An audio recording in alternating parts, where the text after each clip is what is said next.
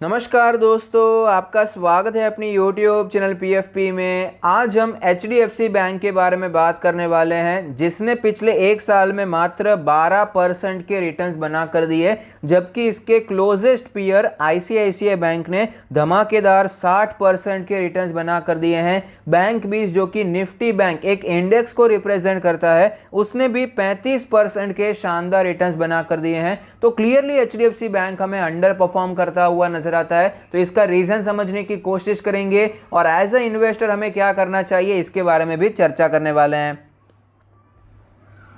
सबसे पहला रीजन है कि आरबीआई ने HDFC बैंक पर बैन लगा दिया है कि आप कोई भी डिजिटल बैंकिंग इनिशिएटिव लॉन्च नहीं कर सकते, क्रेडिट कार्ड इशू नहीं कर सकते। ये बैन दिसंबर 2020 को लगाया है। इसके पीछे जेन्युइन रीजन भी है। HDFC बैंक में पिछले 2 सालों से मल्टीपल टेक्निकल ग्लिचेस देखने को मिले, तो आरबीआई के हिसाब से पहले ये टेक्निकल ग्लिचेस को सुधारना चाहिए, उसके बाद ही कोई नया डिजिटल प्रोडक्ट या फिर नया क्रेडिट कार्ड इशू करना चाहिए। तो बैन के 8 महीने बाद मिड अगस्त 2021 में आरबीआई ने इस बैन को पार्शियली लिफ्ट कर दिया। HDFC बैंक को परमिशन दी कि आप क्रेडिट कार्ड को इशू करना शुरू कर सकते हैं।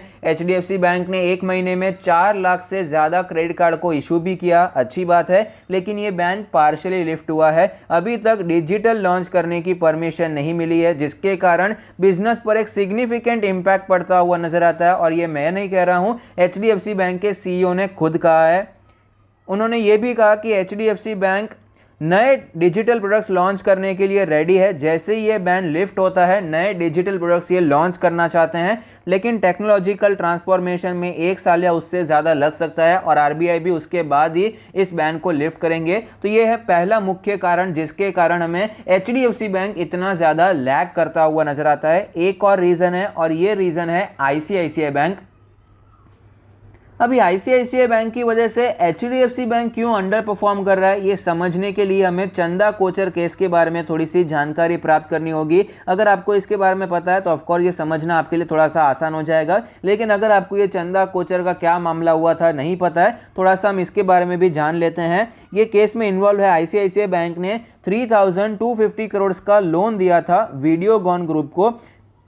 2009 से करके 2011 में 1875 करोड़ के लोन्स ICICI बैंक ने सैंक्शन किए थे और most of the loans banking regulation के वायोलेशन में आते थे, कंप्लीट वायोलेशन में, ICICI बैंक के पॉलिसीज के भी विरुद्ध थे। लेकिन चंदा कोचर तब CEO थे, मैनेजिंग डायरेक्टर थे, तो उन्होंने ये सारे लोन्स को सैंक्शन कर दिया। और जब ये स्कैम ओपन हुआ, ये जो सारी रॉन्ग डूइंग से बैंक की वो ओपन हुई, तो उसके बाद ये भी पता चला कि वीडियोकॉन में रीफाइनेंसिंग ऑफ लोन्स भी देखने को मिला। 1730 करोड़ का रीफाइनेंस भी हुआ है, जो कि जून 2017 में NPA में कन्वर्ट हो गया। तो ये सब कुछ मामला में दिखाई पड़ा, जिसके कारण ऑफकोर्स चंदा कोचर को रिजाइन भी करना पड़ा 2018 में। तो ICICI बैंक की हालत खराब होती हुई नजर आई। इनके फाइनेंशियल परफॉर्मेंस पर हमें इम्पैक्ट देखने को मिला। नेट इनकम देखिए, फाइनेंशियल ईयर 2015 में 12,000 करोड़ से ज़्यादा का प्रॉफिट था, जो कि कम होते होते 4,000 करोड़ तक आ गया था 2019 में। ये जो पूरा ये मामला था 2018 में सब कुछ पता चल गया और चंदा कोचर को रिजाइन भी करना पड़ा। लेकिन ये जो लॉसेस होते हैं, ये जो रॉन्ग डूइंग्स हुई है बैंक के हाथों, उनके मैनेजमेंट के हाथों, ये सब कुछ बुक्स में एडजस्ट करना पड़ता है। इसलिए FY 2019 में भी आपको यहाँ पर प्रॉफिट में कमी देखने को मिलती है। उसके बाद वापस आपको ऑन ट्रैक प्रॉफिट्स दिखाई पड़ते हैं और FY 21 में 18,000 करोड़ से ज़्यादा का प्रॉफिट देखने को मिला। लेकिन यहाँ पर जो ये पूरा मामला हुआ, तो शेयर तो ऑफकोर्स ऊपर तो नहीं जाएगा, उसमें हमें गिरावट ही देखने को मिली है। शेयर हमें क्रैश होता हुआ नजर आया।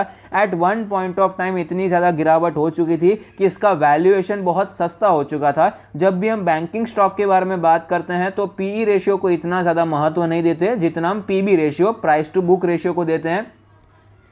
2018 में जब ये शेयर इतना ज़्यादा गिर चुका था, इसका प्राइस टू बुक रेशियो 1.18 हो चुका था। इतनी बड़ी बैंक तो ऑफकोर्स इसे मरने तो नहीं देने वाले हैं। तो इन्वेस्टर्स को यहाँ पर वैल्यू बाइंग नजर आ रही थी। इतनी बड़ी बैंक है, इतना बड़ा कामकाज है, तो ऑफकोर्स ये जो छोटा मोटा ये इशू हुआ है, इसमें हमें इसका इंपैक्ट भी शेयर में देखने को मिला। अभी यहाँ पर वापस जब सिचुएशन बेहतर होगी तो वैल्यूएशन पर आएगा, तो वो एक वैल्यू बाय की तरह इन्वेस्टर्स को नजर आ रहा था। इतने सस्ते वैल्यूएशन पे इतनी बड़ी बैंक नजर आ रही थी। HDFC बैंक का price to book ratio generally आपको 3 या 4 पे दिखाई पड़ता है, फिलहाल हमेशा ये 4 के ऊपर ही चल रहा है। और अभी ICICI बैंक का वैल्यूएशन आप देखिए 1.18 पे मिल रहा था, तो इन्वेस्टर्स का फोकस यहाँ पर बढ़ गया। उसके बाद हमें थोड़ी सी बाइंग भी देखने को मिली, जैसे जैसे बुक्स हमें बेटर होती हुई नजर आई, ICICI बैंक का परफॉर्मेंस बेहतर होता हुआ नजर आया, स्टॉक में तेजी भी आई। बाद में मार्च का क्रैश हो गया, फिर से वैल्यूएशन एक और बार सस्ता हो गया, और अभी तो ये चंदा कोचर का जो मामला था वो तो पीछे रह गया था। फाइनेंशियल परफॉर्मेंस एक्चुअली काफी ज्यादा बेहतर हो चुका था, इनके एनपीएस में भी हमें सिचुएशन बेहतर होती हुई नजर आई, नेट प्रॉफिट बढ़ता हुआ नजर आया, तो फिर से इसे एज अ वैल्यू बाय लिया इन्वेस्टर्स ने। वैल्यूएशन गैप बहुत बड़ा था, कामकाज ऑलमोस्ट सिमिलर है, इनकी साइज अगर देखेंगे HDFC बैंक से नजदीक जो भी जा पाता है, प्राइवेट सेक्टर की बात कर रहा हूं, उसमें ICICI बैंक ही है, लेकिन वैल्यूएशन गैप बहुत ज्यादा बड़ा था, तो इसलिए इन्वेस्टर्स ने यहां पर एज अ वैल्यू बाय यहां पर खरीदना शुरू किया और स्टॉक में अच्छी तेजी आई। और फिलहाल ICICI बैंक का जो प्राइस टू बुक रेशियो है 3.5 के करीब नजर आता है, तो ये जो पूरा गैप था ये कवर कर रहे थे, तो इन्वेस्टर्स का जो पैसा था ICICI बैंक में आपको जाता हुआ नजर आया। यह प्रमुख कारण है कि ICICI बैंक में इतनी ज्यादा तेजी क्यों देखने को मिली है। अगर आप दूसरे बैंकिंग स्टॉक से भी कंपेयर करेंगे तो आपको पता चलेगा कि कोटक ने भी अंडर परफॉर्म किया है, एक्सिस ने भी अंडर परफॉर्म किया है in comparison to ICICI bank की हम बात कर रहे हैं। तो यहां पर सिर्फ HDFC बैंक नहीं है जो कि ICICI के सामने आपको अंडर परफॉर्म करता हुआ नजर आता है, तो सारा पैसा यहां पर वैल्यूएशन गैप की वजह से ICICI बैंक में जाता हुआ नजर आया। तो यह भी बहुत मुख्य कारण है कि क्यों हमें HDFC बैंक लैग करता हुआ नजर आता है, क्योंकि इन्वेस्टर्स का फोकस ICICI की तरफ है। तो यह तो हो गया दूसरा मुख्य कारण। एक और कारण है HDFC बैंक का शेयर होल्डिंग पैटर्न। आप देखिए FIIs की होल्डिंग है 38.23%, बहुत ही बड़ा हिस्सा है, और फिलहाल आप देख सकते हैं FIIs लगातार माल बेचते जा रहे हैं। अक्टूबर में 25,000 करोड़ से ज़्यादा का माल बेचा है, नवंबर की शुरुआत हुई है, यहाँ पर 2,800 करोड़ का माल यहाँ पर बिकवाली आपको दिखाई पड़ती है। तो क्लियरली FII माल बेच रहे हैं, तो उनके पास जो होगा वही माल बेचेंगे। तो जनरली जब भी ऐसा होता है तो FIIs की जहाँ पर होल्डिंग ज़्यादा है वहाँ पर गिरावट देखने को मिलती है। HDFC limited, HDFC bank, ICICI bank, और उसमें भी गिरावट देखने को मिलती है, क्योंकि वहाँ पर भी होल्डिंग अच्छी खासी है। लेकिन यहाँ पर हो क्या रहा है, जो पहले दो कारण है उसकी वजह से ये FIIs का सेलिंग का कारण हमें प्रमुख होता हुआ नजर आता है। तो HDFC बैंक लैग क्यों कर रहा है, 3 रीजन है। सबसे पहला कि RBI का बैन है न्यू डिजिटल प्रोडक्ट्स लॉन्च करने पे, तो ऑफ कोर्स अगर बैंक फुल कैपेसिटी पे काम नहीं कर पाएगी तो शेयर्स भी उसका अंडर परफॉर्म ही करेगा। ICICI बैंक का जो वैल्यूएशन गैप था, तो इन्वेस्टर्स ICICI बैंक को प्रेफर करते हुए नजर आते हैं, और FIIs की जो सेलिंग हो रही है उसका इंपैक्ट हमें HDFC बैंक में दिखाई पड़ता है। ये जो पहले दो रीजन है, इसीलिए FIIs की सेलिंग का इंपैक्ट भी आपको HDFC बैंक में ही ज्यादा देखने को मिला। बाकी FIIs माल बेच रहे हैं तो ऐसा बिल्कुल भी नहीं है कि सिर्फ HDFC बैंक में ही बेच रहे हैं, बाकी स्टॉक्स में भी माल बेच रहे हैं। ICICI बैंक में भी आपको गिरावट देखने को मिली, लेकिन in comparison to HDFC bank यहां पर आपको गिरावट कम देखने को मिली है। तो ये पहले दो रीजंस हैं, इसीलिए FII सेलिंग का इंपैक्ट आपको HDFC बैंक पर ज्यादा दिखाई पड़ता है। तो ये तो हो गए कुछ रीजंस की क्यों हमें शेयर में अंडर परफॉर्मेंस देखने को मिला। ऑलमोस्ट 1 साल पहले ये बैन लगाया था, उसके बाद से शेयर हमें अंडर परफॉर्म करता हुआ नजर आया। ICICI बैंक का जो वैल्यूएशन गैप है वो भी आपको ऑलमोस्ट मार्च के क्रैश के बाद ही रिकवरी स्टॉक में देखने को मिली है। तो HDFC बैंक उस प्रकार से भी आपको 1 साल से अंडर परफॉर्म करता हुआ नजर आता है। और रिसेंटली जो गिरावट देखने को मिली है 1700 के लेवल से हमें ये फिलहाल 1550 तक आता हुआ नजर आया, उसका रीजन है FIIs का सेलिंग। तो ये तो हो गए रीजंस की क्यों शेयर नीचे आ रहा है। अभी हमें क्या करना चाहिए उसके बारे में चर्चा करते हैं। स्टॉक के चार्ट पर हमें क्लियरली पता चलता है कि एक ट्रेंड लाइन को फॉलो करता हुआ नजर आता है। आप देख पाएंगे यहाँ पर 2018 में ट्रेंड लाइन को फॉलो किया, 19 में फॉलो किया, उसके बाद जब क्रैश हुआ, जब रिकवरी आई तो यहीं से आपको ब्रेकआउट देखने को मिला, और यही ट्रेंड लाइन आपको वापस एक सपोर्ट की तरह नजर आई है। और फिलहाल ये जो ट्रेंड लाइन का सपोर्ट नजर आता है 1500 के लेवल के आसपास है। करंट मार्केट प्राइस है 1550 के आसपास। इसका एक और इंपॉर्टेंट जोन जो हॉरिजॉन्टली भी हम देख सकते हैं, यहाँ पर रेजिस्टेंस का लेवल बना हुआ था। आप देख पाएंगे ये जोन जो पूरा है 1500 से करके 1550 का जोन बहुत ही ज़्यादा इंपॉर्टेंट जोन है, और इस जोन में ऑलरेडी स्टॉक हमें आता हुआ नजर आया है। करंट मार्केट प्राइस उसी जोन पर दिखाई पड़ता है। तो यहाँ पर आप खरीदारी के बारे में सोच सकते हैं। एज ए इन्वेस्टर यहाँ पर डरना नहीं चाहिए।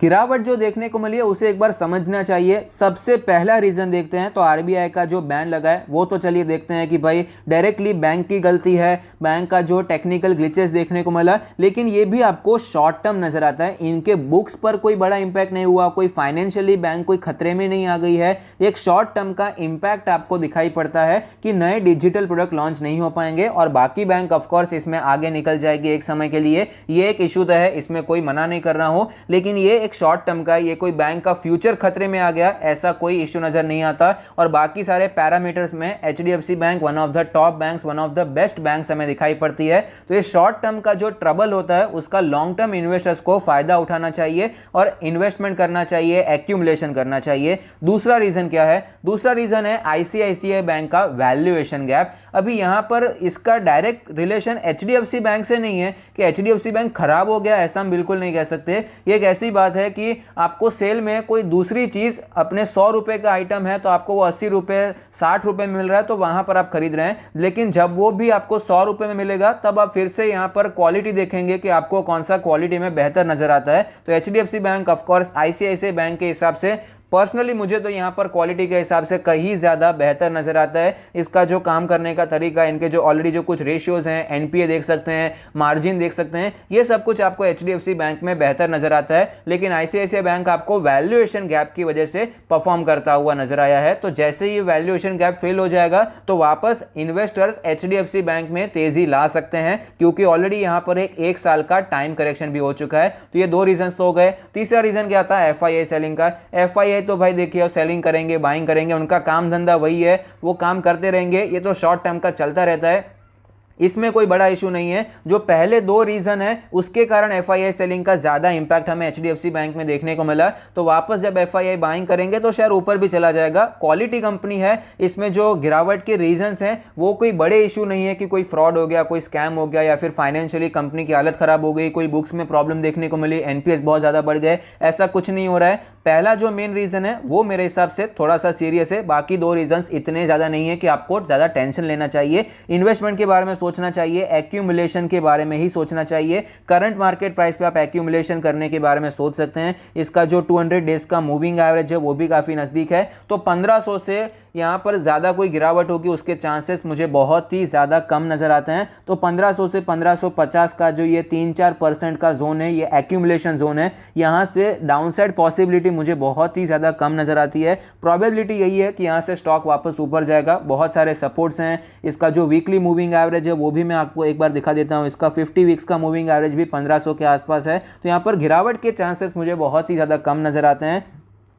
लॉन्ग टर्म इन्वेस्टर्स एक्यूमुलेशन के बारे में सोच सकते हैं। अगर आप ये सोच रहे हैं कि भाई ये एचडीएफसी बैंक कभी खराब हो गया क्योंकि एक साल में ये ऊपर नहीं गया है, तो आप लॉन्ग टर्म इन्वेस्टर नहीं है। एक साल का अंडर परफॉर्मेंस क्या, 3-4 साल का अंडर परफॉर्मेंस भी आपको स्टॉक में नजर आता है, लेकिन रियल लॉन्ग टर्म इन्वेस्टर्स वहां पर एक्यूमुलेट करता है क्योंकि टाइम करेक्शन की वजह से वैल्यूएशन सस्ता होता जाता है। एचडीएफसी बैंक में फिलहाल यही हो रहा है।